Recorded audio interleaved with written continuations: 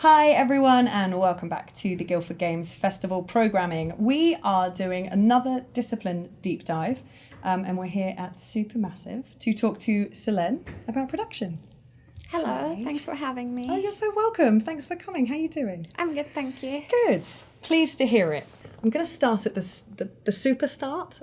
Okay. So generally, before we even get to games, what is a producer? Everyone's heard the term producer, right? But obviously, it's a different thing for different people to a certain extent. But what would you say a producer is in general? First of all, I think it's facilitator in the team.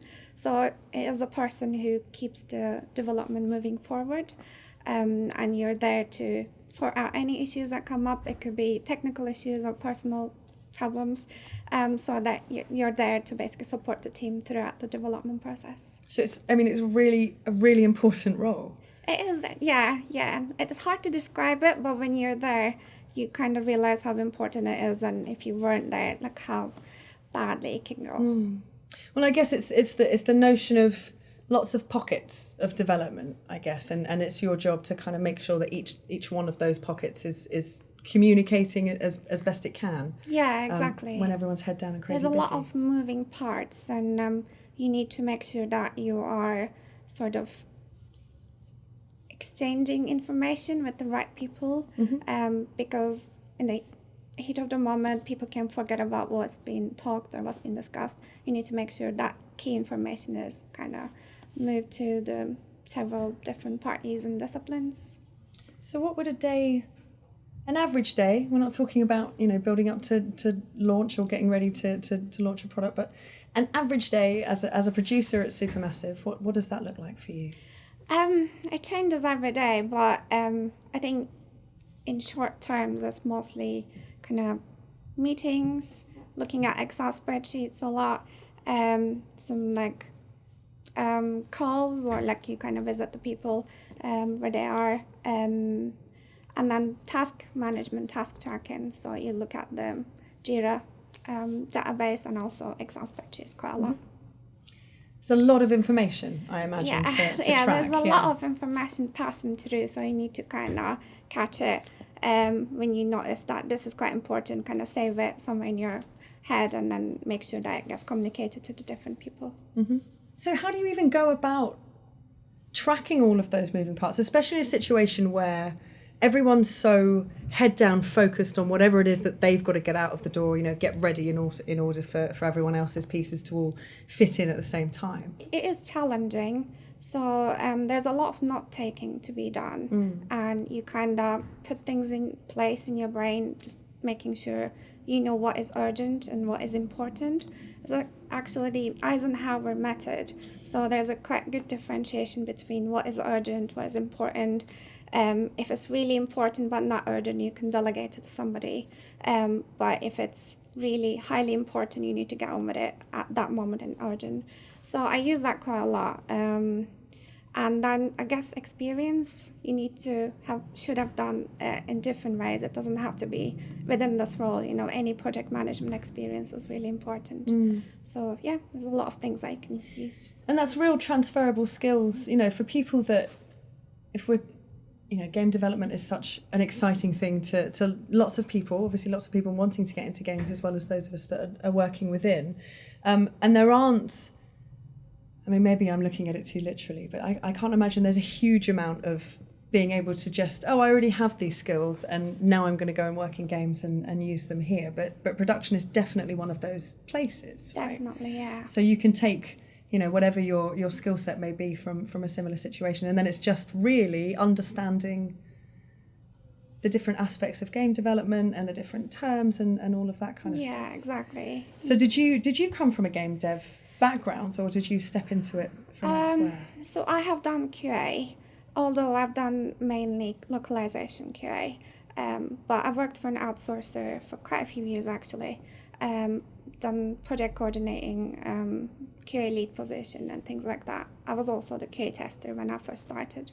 So yeah, I guess I could say I have done some part of it, but I haven't studied game development or anything like that. That's what's so wonderful about it, is that there are, in the kind of more community-based stuff that I tend to deal with as well. There are definitely places where people can fit in who don't necessarily know anything about games. You don't have to know anything about making games. It's obviously great to love playing games, but to be able to find those points of transferable skills. I was one of them. I didn't know you could have games as a career, to be honest.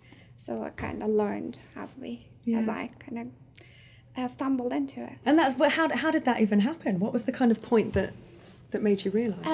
So I was doing my master's degree in Scotland. I was in Glasgow. During the summertime, an agency contacted me saying there's a summer internship, a position available to do testing, video games testing. And it would be kind of testing in my native language, Turkish. So it sounded too good to be true at the time. I was like, this is great, an opportunity. I should go give it a try. And I went and I had a lot of fun. It was great. It didn't feel like a job, and I made a lot of friends, because it was quite international environment as well, and maybe it was a little difficult to find it in Glasgow. So I really enjoyed it, and I stayed there for That's quite amazing. a long time. And it just kind of made you realise that that's where you wanted to be. Yeah, exactly. Yeah. Oh, I love that. I love it when it's a more like organic kind of stumbling, like, I didn't know this was here. This is brilliant, Yeah, and then it was quite unexpected. I wasn't expecting it. And when was that? That was, 2010 or 11, something like that. So a long time ago. Rad. I started as kind of monthly rolling contracted tester. So that was about a year or so. I was finishing my studies, so that was quite good. I decided this is quite nice, so I would like to stay if possible. So I applied for a second lead position, a QA lead position, and I got that, but I was still kind of monthly rolling contract. This is actually one of the things that's not maybe spoken about a lot. It is difficult to get into games with a secure contract, maybe permanent contract from the start, especially as a QA tester. So somehow, luckily, I got QA lead position permanently, and then I stayed for a long time. Good job. And you're absolutely right. It isn't something that's spoken about a lot, and I'm sure it happens in other industries. Not that I'd know, but. Yeah, it is something that, people looking to get into games, there may be that element of contract work and for the bigger studios, certainly it's a situation where you're a rolling contract, you're staying there for a long time. But you're right, full-time positions can be quite hard to come by. What would you say is your favourite part of the development cycle? So this is my first role being part of the whole development process. I started in the concept phase, so that was pretty cool. And I'm sort of seeing it through as we go. And I think each phase has its own, challenges and kind of rewards. Pre-production is really fun and nice. There's a lot of crazy ideas, and anybody can kind of put through an idea or like cool concept. But then you get to the realities of making the games. And even then, I quite enjoy doing the schedule and the Excel spreadsheet side of it. So I enjoy that in the production phase. I guess for now, I would say pre-production is still my favorite. So it's a bit like, almost like school, pre-production. Like everyone's just having a nice time. There's lots of laughing. There's paper being thrown about, and everyone's just really in quite a high space, I suppose. Exactly. Yeah, it's good fun. Yeah. From that point, your work is very much ramping up to... Yeah, it does get a bit...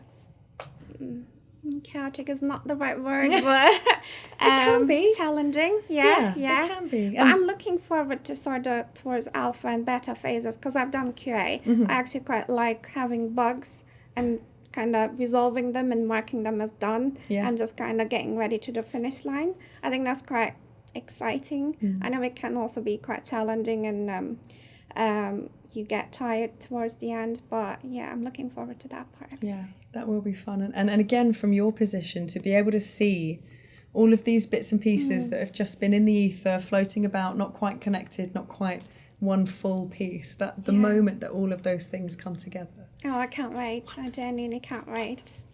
I'm going to drop you an email when it happens and see how you're feeling. Do it.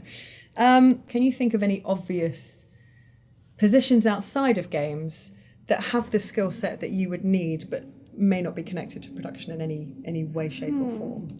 I think there's quite a lot of different roles that you don't necessarily realize. There's a lot of transferable skills there.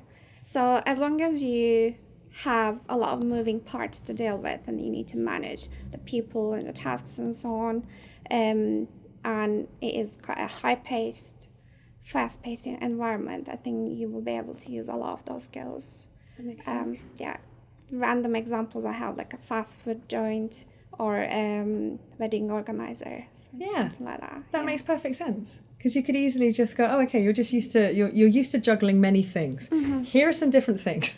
Juggle these, and here's a glossary, so you can learn what it all means. Yeah, you need to learn the terminology, but exactly. Do you have a favourite Guildford game? I know there's a lot of studios I think that I still don't know much about, but it's quite nice. There's a lot around here. I quite like Media Molecule. I think Dreams was it's just a great IP.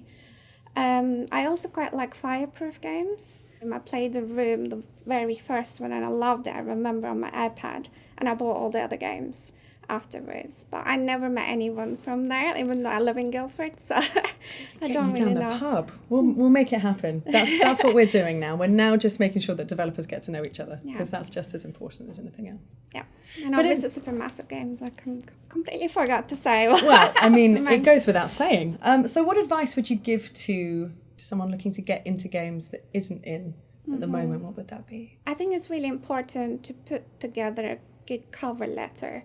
Whatever you did in the past, you can genuinely make it applicable to the role you're applying. Mm-hmm. It's quite helpful to kind of talk to the people, if you can, or get in touch how it is like to work in that company, in that role, and try to kind of match your background to how you see yourself doing in that position with the skills that you already have. Mm-hmm. I think that's quite helpful, and that could really help someone looking at your CV and the cover letter thinking, actually, this could work really well. Mm. So help them visualize what kind of person you would be if you were working in that company. That makes sense.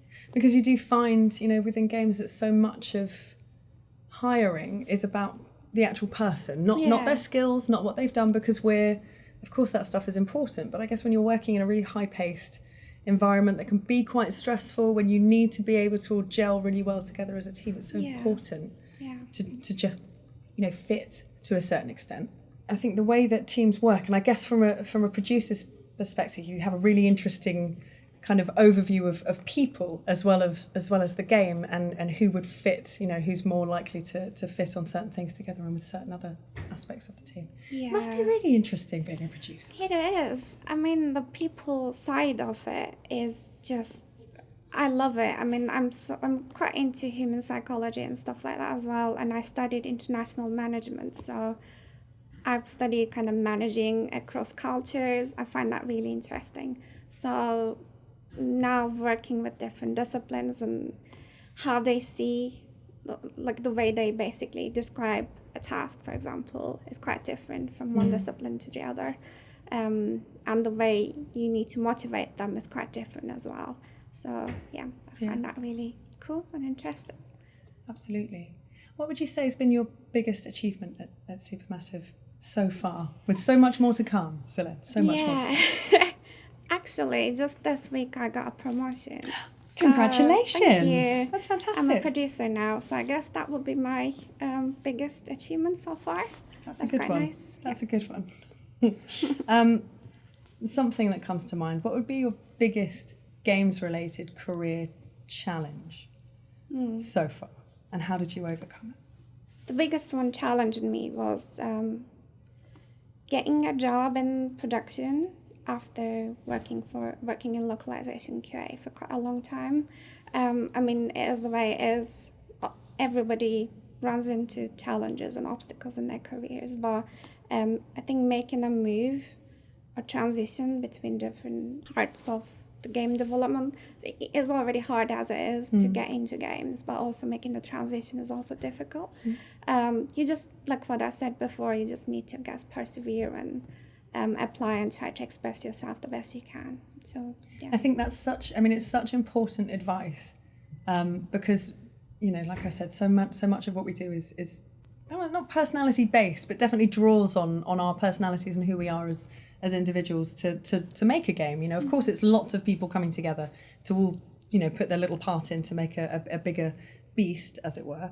But all of those things are, they're coming from personal experience, personal emotion, personal feeling, whatever it may be. Mm-hmm. And that is, just as important to click all of those elements together as it is the personalities. There's so much to it. What's the best thing about working at Supermassive?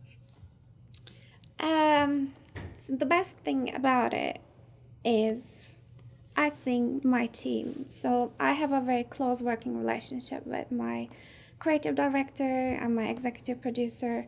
I think in bigger studios it's quite difficult to get that sort of relationship. And I just love every day, like, what I learn from them subconsciously, even just seeing how they handle different things and how they interact with other people. I think that's just amazing. And then it's been really hands-on experience. I'm able to kind of work in different parts of game development and communicate with lots of external partners. Just so many sides that I never thought of before. So I feel really lucky that I get to do that. And also, I genuinely love the games that we make. I cannot wait for project updates at the end of the weeks and what everybody else is doing, how things are looking.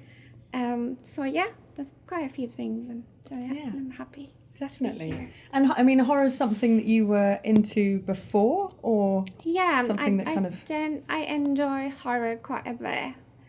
Maybe more films than games, because I get scared for some of the games like Resident Evil and so on. I do enjoy the experience. I played Until Dawn when it came out, and then replayed it with friends and so on. So I genuinely enjoy the experience a lot. And I think that's quite a nice, it's not a niche, but I love interactive experiences. Things like in Netflix, the Bandersnatch. I thought that was really cool. Yeah, so it is nice to be in this, side of the games. Yeah, absolutely. Yeah. I wonder if you were to go back to Resident Evil now, you'd be fine. You wouldn't even flinch. Be, yeah. Just, no big deal. I should give it a go. Yeah. Yeah, I remember trying to play that when I was about 15 and then spending 3 weeks under a duvet. Yeah, I remember playing Silent Hill, being so scared back then. Yeah. Not for me. But have there been any moments when you've been walking around the studio and something's appeared on a screen? Yeah, definitely. I've seen some really gore images on screens and kind of dead animals and corpses and so on. So just another day at work, huh? yeah, it was interesting. It's just like mine, actually. It's very similar. It's not. Yeah, I've been asking for corpses for ages. These guys just won't help me out. It's ridiculous. So how would you say Supermassive have been working to kind of encourage new people to come to the studio, come and work here? So from what I can see, we get a lot of new grads hired, and it's quite a nice welcoming environment at Supermassive. So we all help each other when we can. Obviously, we used to have more social gatherings and so on. We can't have that anymore, but at the same time, I know there's little bubbles, people kind of interact with each other, or how is it going, but I'm seeing a lot of new grads coming into work for the company, and that's great. Cool. There's one in my project, and he's doing really well. So yeah. And you'll also find, or in my experience at least, they bring new blood, as it were, to the team. Young team members. They bring so much more, and things that you may not have considered, or games that you wouldn't play because you were in your teens when they were much, much younger, and you, or whatever it may have been that you just would have missed. Yeah, definitely. It really kind of... It's the enthusiasm as well that somebody new just brings along, and you're like, oh, what you guys do are so cool, I want to do this and that, and you're like, actually, I kind of forgot about it. I've been here a while. So yeah, that's really nice. Yeah, but that's cool. And how challenging has production been in lockdown?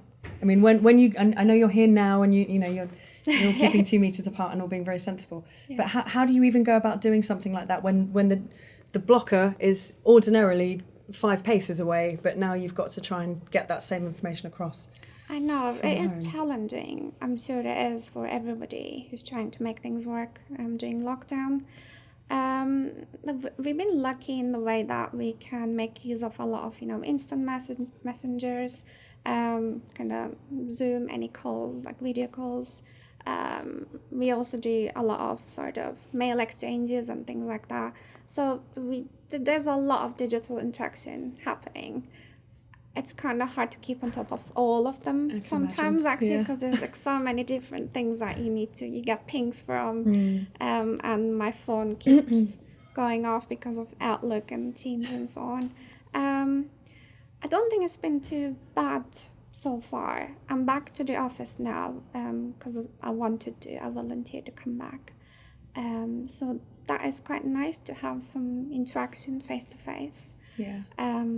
But at the same time, I think we're making it work. Supermassive strikes me as a studio that has a very wholesome and is aware of its culture, looks after its culture, welcomes people, actively welcomes people into that. And if you have that kind of grounding, something like lockdown shouldn't kind of shake your team too much at all, because you're all already connected. You feel that regardless of how far there is. Yeah, exactly. I agree. And I've been when I worked for the outsourcer, I've worked with the publisher was in a different time zone in a different country, so I've worked with that sort of setting quite a lot, so I'm used to it. When it happened, I was like straight in there. I was like, okay, let's do the team, like different channels for different disciplines and like invites for stand-up meetings and so on. So I was kind of feeling okay about it. I was going to say, I hadn't really thought about lockdown being a producer's dream, but I guess in a way. Oh my God, it was